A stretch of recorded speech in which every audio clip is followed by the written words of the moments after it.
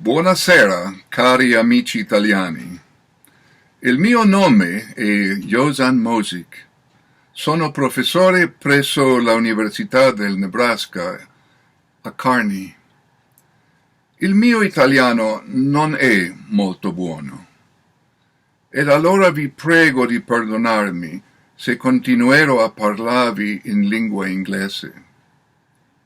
Grazie per l'attenzione.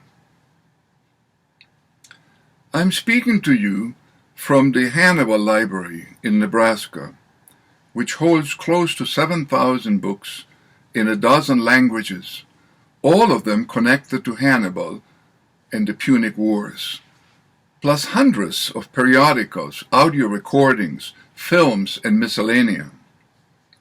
The occasion for this video conference is the 60th anniversary of the Comitato Italiano pro Canne della Battaglia, of which I am the foreign member, as well as the approaching 2229th anniversary of the Battle of Canne. The Battle of Canne is, without a doubt, the most astonishing military victory in history, still assiduously studied in military academies worldwide, and the inspiration for a number of relatively recent war engagements, from the Schlieffen Plan in World War I to General Schwarzkopf's envelopment of Saddam Hussein's army in the First Gulf War. It has generated an extensive literature, ranging from specialized books and studies published in many languages to chapters and discussions in numerous textbooks. Allow me to briefly review the historical background and share with you some conclusions from my 15 years of research on this event. After being defeated by Hannibal in 3 battles, in the year 216 BC, the Romans decided to raise a super army to crush once and for all the Carthaginian invader.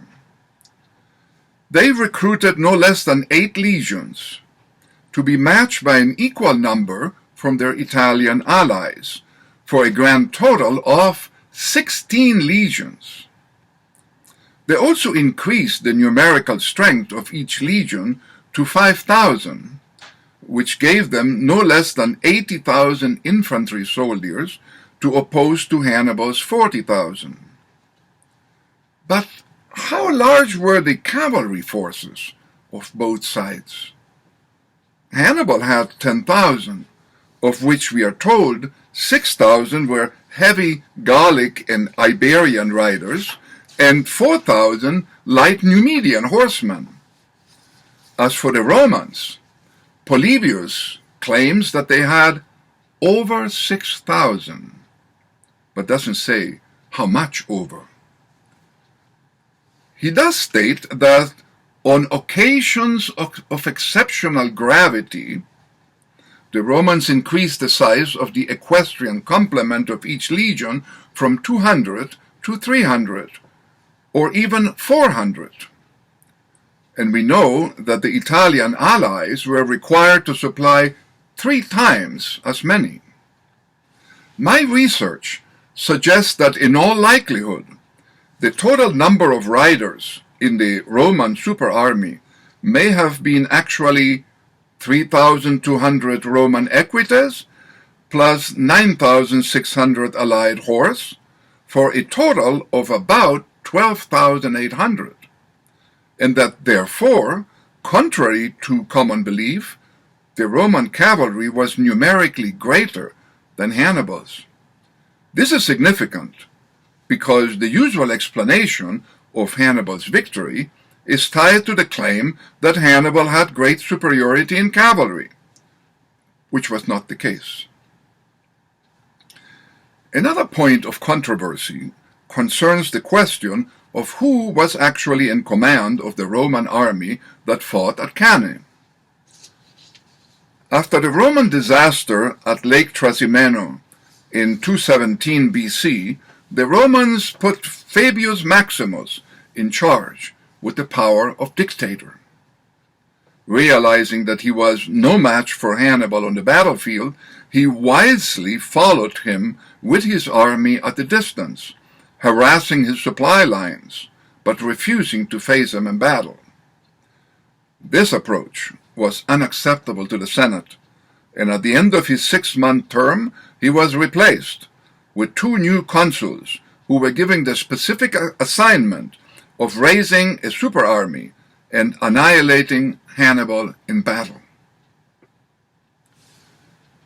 The traditional accounts of Polybius and Livy named the consuls as the prudent and aristocratic Lucius Aemilius Paulus and the brash and impulsive Gaius Terentius Varro, a plebeian, the son of a butcher. We are told that Varro was a demagogue and a braggart, and that he was in command at the time of the battle, and thus deserves the blame for the worst military disaster in the history of Rome. My research suggests otherwise, namely that Aemilius Paulus was in charge, and that Varro was made a scapegoat to protect the reputation of the Aemilian family, who, by the way, were Polybius's employers. Several factors confirm this. At the start of the battle, Aemilius Paulus was commanding the right wing, with the Roman equites, the traditional place for the consul in charge. Wounded in battle, he refused to escape when defeat was clear, choosing to die with his army, which makes sense if he felt responsible for having led Rome's greatest army to a total catastrophe. Varro, on the other hand, had the less prestigious command of the allied cavalry on the left wing. He escaped and was received with open arms in Rome for not having despaired of the Republic. Not only that, but he achieved further military commands during the war, which would have been highly unlikely had he been the consul responsible for the disaster. Incidentally, claims that Aemilius Paulus voted against engaging Hannibal in the battle at Canne because the open plain would have provided advantage to Hannibal's cavalry are nonsense, since, as we have seen, the Romans actually had numerical superiority in cavalry. It is likely instead that both consuls agreed to face Hannibal at Canne, because the most important consideration would have been that there be no place where Hannibal could conceal an ambuscade, as he had done in the previous battles at the Trebia River and at Lake Trasimeno. A third point of controversy concerns the casualties suffered by the Roman army at Canne. Livy gives a figure of about 50,000, because he counts only 6,000 for the Roman cavalry. If we take into account that their number was actually over 12,000, the Roman army had over 90,000 combatants, and the totals for escaped, 10,000, and captured, also 10,000, are compatible with Polybius's claim that 70,000 Romans were killed. For this reason, I believe that Polybius's figure should be accepted. Hannibal's own losses numbered only around 5,000. All of this makes Hannibal's victory at Canne even more amazing than previously thought.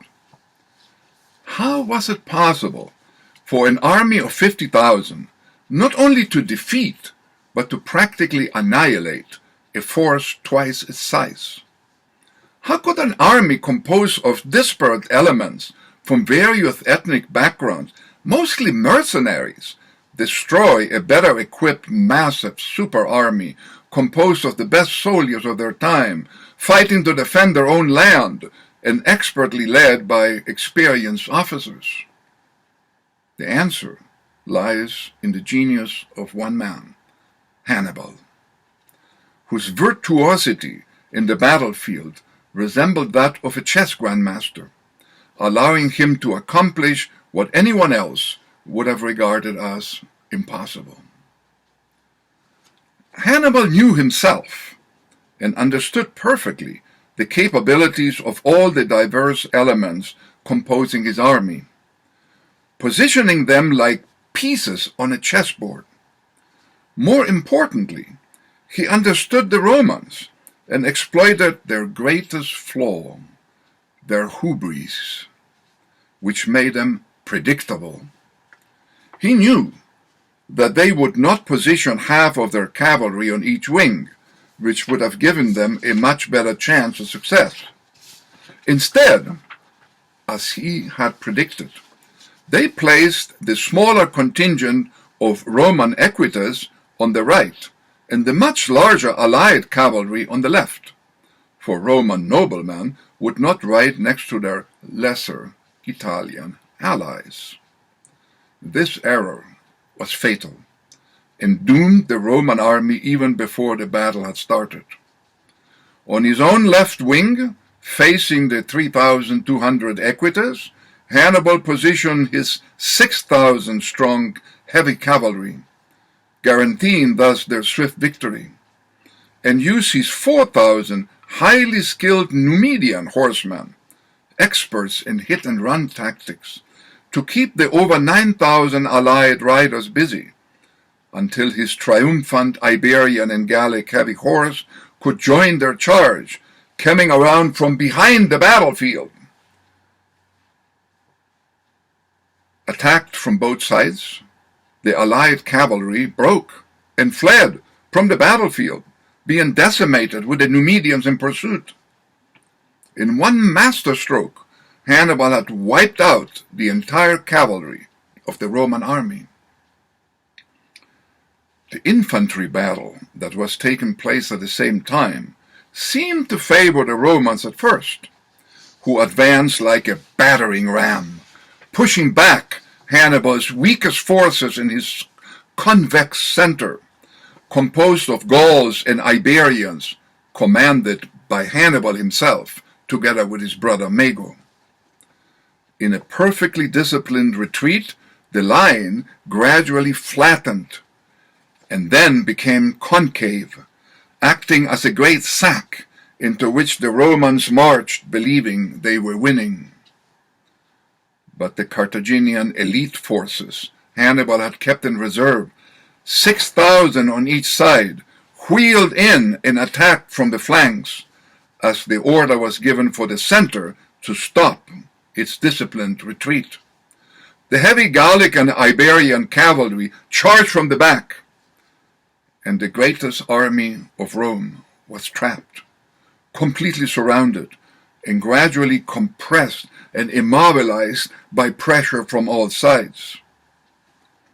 The genius of Hannibal had found the way to cancel the numerical superiority of his enemies. Yes, the Romans outnumbered the Carthaginians 2-1, but trapped and encircled as they were, only the men at the edges could fight, the rest having to wait in horror until their turn came to die.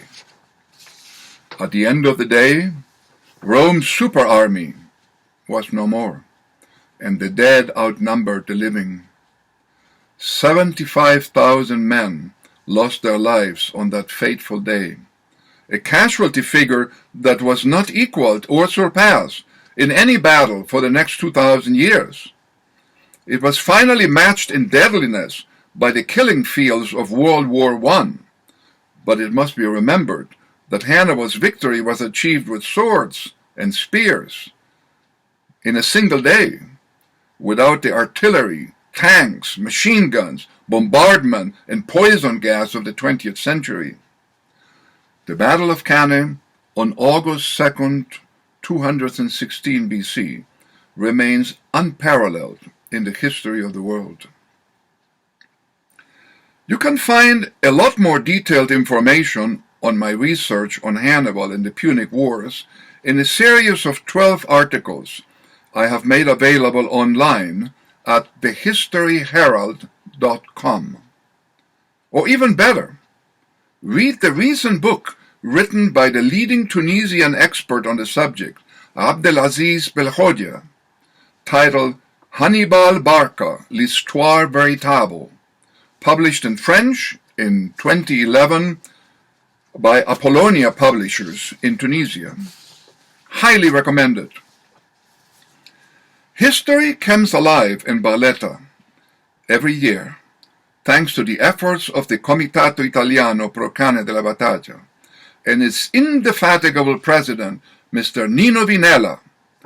I am honored to be a member of the Comitato, which celebrates this year its 60th anniversary, together with the 2229th anniversary, the most amazing military victory in history, Hannibal's triumph at Canne. Thank you, and ciao a tutti.